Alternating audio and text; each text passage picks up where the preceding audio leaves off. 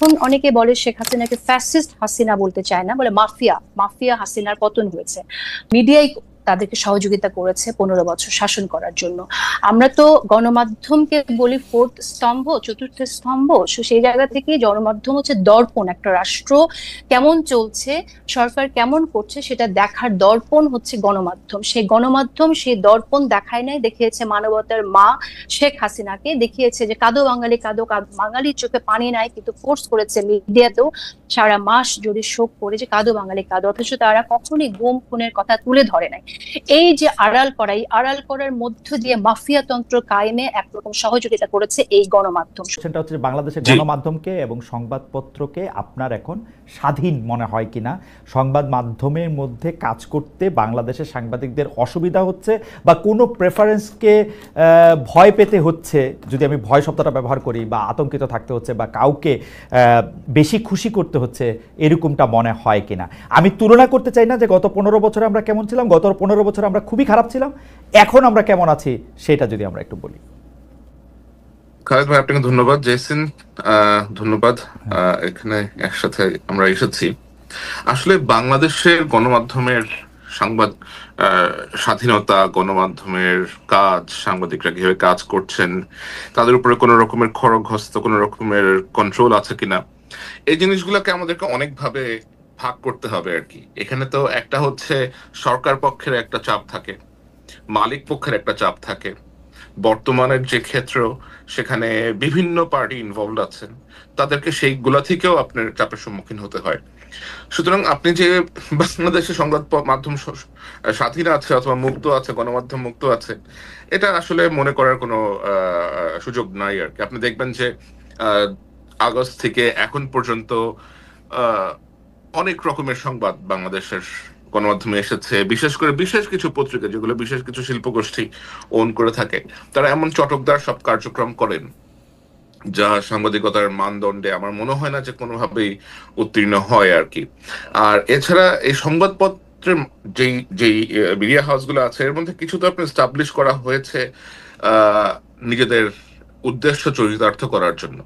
আপনি দেখবেন যে কিছু চ্যানেল আছে, কিছু খবরের কাগজ আছে যাদের নেপথ্যের ব্যক্তিরা অত্যন্ত বিতর্কিত, এবং এদের কাজ হচ্ছে এক পক্ষ হয়ে আরেক পক্ষকে আক্রমণ করা, ওই পক্ষ এসে আবার এই পক্ষকে আক্রমণ করে।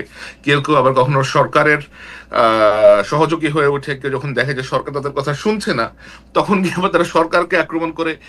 এটা আসলে বেশ জটিল এবং বেশ আমার কাছে মনে হয় যে the environment is very dirty, বেশ নোংরা একটা এনভায়রনমেন্ট এখানে বিরাজ করছে।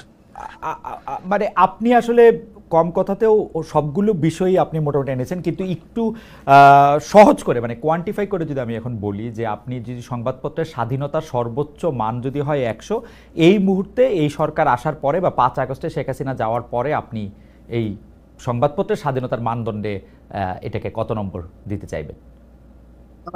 সংবাদ স্বাধীনতার মানদণ্ডে আসলে এটা খুব টাফ, কারণ আসলে কয়েকটা নিউজ পেপার আছে that we have to tell যে তারা এখনো কাজ করে যাচ্ছে, 2 থেকে 3টার মতো, সর্বোচ্চ 3টার মতো হয়তো আপনার সংবাদ মাধ্যম আছে, চেষ্টা করছে এখনো সঠিক তথ্যটা দেওয়ার জন্য, এবং তাদের স্বাধীনতা আমি বলবো যে কোনো ক্ষেত্রেই 140-এর বেশি নাই।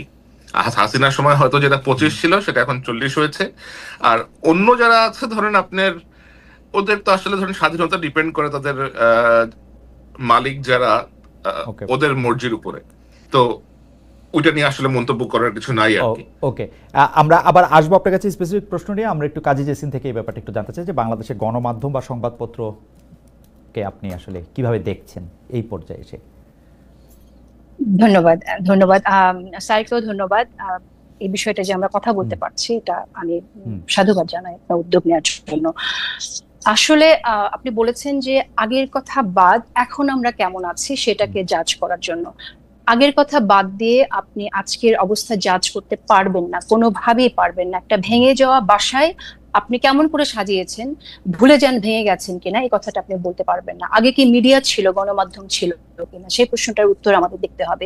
বিগত 15 বছরে যা হয়েছে সেটা কি সাংবাদিকতা হয়েছে কিনা সেটা আমাদের দেখতে হবে, বিরল বিকল্প বাদে। গত 15 বছর যা হয়েছে সেটা তো আমরা দেখেছি এখন অনেকে বলে শেখ হাসিনাকে ফ্যাসিস্ট হাসিনা বলতে চায় না, বলে মাফিয়া, মাফিয়া হাসিনার পতন হয়েছে। তো মাফিয়া আওয়ামী লীগ বা মাফিয়া হাসিনা যে শাসন 15 বছর করেছে, এই শাসনটা যে করতে পেরেছে, এই জায়গাটায় তাদেরকে এনাবেল করেছে কারা? তারা কিন্তু আপনার এই মিডিয়ায় তাদেরকে সহযোগিতা করেছে 15 বছর শাসন করার জন্য। আমরা তো গণমাধ্যমকে বলি ফোর্থ স্তম্ভ, চতুর্থ স্তম্ভ। সেই জায়গা থেকে গণমাধ্যম হচ্ছে দর্পণ, একটা রাষ্ট্র কেমন চলছে, সরকার কেমন করছে সেটা দেখার দর্পণ হচ্ছে গণমাধ্যম। সেই গণমাধ্যম সেই দর্পণ দেখায় নাই, দেখিয়েছে মানবতার মা শেখ হাসিনাকে, দেখিয়েছে যে কাঁদো বাঙালি কাঁদো, বাঙালির চোখে পানি নাই, কিন্তু ফোর্স করেছে মিডিয়াতেও সারা মাস যদি শোক করে যে কাঁদো বাঙালি কাঁদো, অথচ তারা কখনোই গুম খুনের কথা তুলে ধরে নাই। এই যে আড়াল করা, এই আড়াল করার মধ্য দিয়ে মাফিয়া তন্ত্র কায়েমে একরকম সহযোগিতা করেছে এই গণমাধ্যম। সুতরাং আপনি কোনোভাবেই 15 বছরের এই সময়কে বাদ দিয়ে আপনি কি এখন জাজ করা পসিবল না। 15 বছরে যা হয়েছে সেটা সাংবাদিকতা ছিল না, 15 বছর যা ছিল সেটা মিডিয়া ছিল না। এখন যা হচ্ছে, ভঙ্গুর একটা রাষ্ট্র, সম্পূর্ণ ধসে পড়া একটা রাষ্ট্র নতুন করে বিনির্মাণ করার জন্য যে প্রচেষ্টা, সেই প্রচেষ্টাটা আমরা ঠিকভাবে নিতে পারছি কিনা, সরকারের উদ্যোগ কি আমরা সাংবাদিকরা সেটা করতে পারছি কিনা, সেই জায়গাটায় যদি আমরা কথা বলি তখন মনে হয় কথা বলাটা সহজ হয়ে যায়।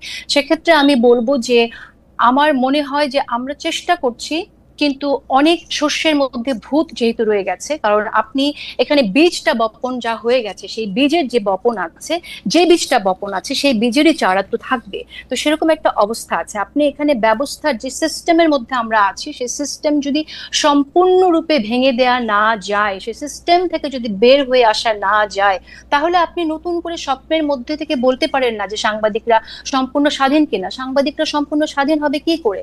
একটি ঘরের কি আপনার শুধুমাত্র পর্দাটা বদলালে হয়ে যাবে?